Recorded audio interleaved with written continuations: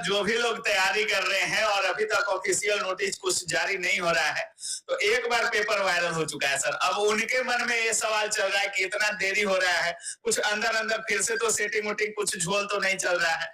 देखिए, बिहार में कोई ऐसा एग्जाम नहीं है जिसके पेपर या कुछ न कुछ समस्या होती नहीं है। देखिए, लगभग हर एक एग्जाम में कुछ न कुछ सीटें बिकी होती है, ये सबको पता है अंदर अंदर से।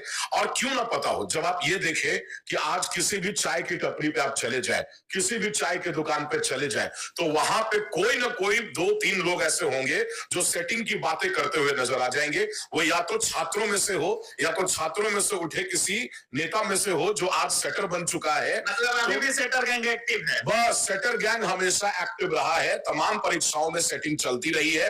और जब आम जनता, हम में और आप में जैसे आम जो लोग हैं, उनके दिमाग में जब और कानों में ये बात पड़ती रहती है, तो जाहिर सी बात है कि प्रशासन और सरकार के दिमाग में भी ये बात होगी। लेकिन अब बात यह है कि इसके ऊपर एक्शन लिया जाता है या नहीं, ये मुख्य चीज है। और अगर नहीं लिया गया तो इस तरीके से लगातार पेपर लीक जैसी घटनाएं होती रहेंगी, छात्रों का समय, अभ्यर्थियों का समय बर्बाद होता रहेगा। देखिए, सबसे पहले तो मैं बता दूं कि केवल बिहार पुलिस की ही नहीं, आप तमाम एग्जाम ले लीजिए, बीपीएससी शिक्षक भर्ती से लेके बिहार पुलिस से लेके बिहार दरोगा और अभी जो बीएसएससी इंटर लेवल का जो एग्जाम होना है, ठीक है, आप देखेंगे तो बिहार के लगभग हर एक एग्जाम में अब जो पेपर आता है वो मॉडरेटेड आता ही आता है। और अगर आप सोच रहे हैं कि केवल बेसिक लेवल और लूसेंट लेवल की तैयारी करके अगर आप एग्जाम निकाल लेंगे, तो या तो आप प्रीलिम्स तक यानी पीटी तक आप लिमिटेड हो जाएंगे, मेंस क्रैक नहीं होगा, नहीं तो मेरिट लिस्ट में नाम नहीं आएगा।